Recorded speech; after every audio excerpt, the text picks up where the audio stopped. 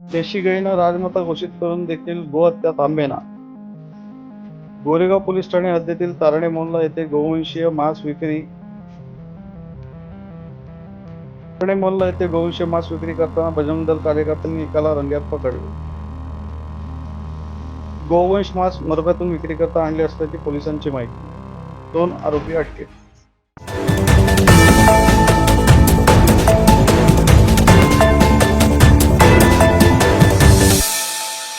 काही महिन्यापूर्वी तत्कालीन मुख्यमंत्री माननीय एकनाथ शिंदे साहेब यांच्या सरकारने देशी गायींना राजमाता म्हणून घोषित करीत गायीला मातेचा दर्जा देण्याचे सौभाग्य त्यांना मिळाले याचा आनंद व्यक्त करीत निर्णयामुळे गायींचे संरक्षण होईल असे म्हणत, आम्ही जे बोलतो ते करतो, जे होणार आहे तेच बोलतो आणि जे करण्यासारखे आहे तेच बोलतो असे विधान त्यांनी केले होते.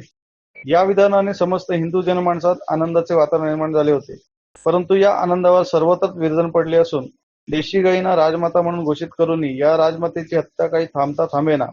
असाच गोवंशीय जातीचा हत्येचा प्रकार गोरेगाव पोलीस ठाणे हद्दीत उघड झाला आहे.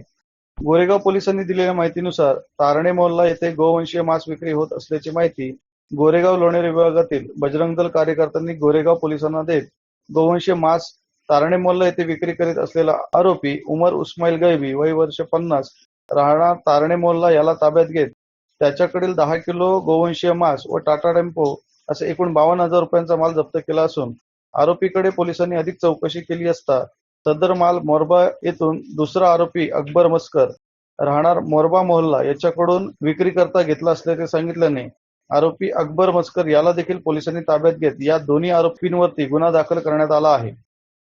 Bureau news, Goregaon.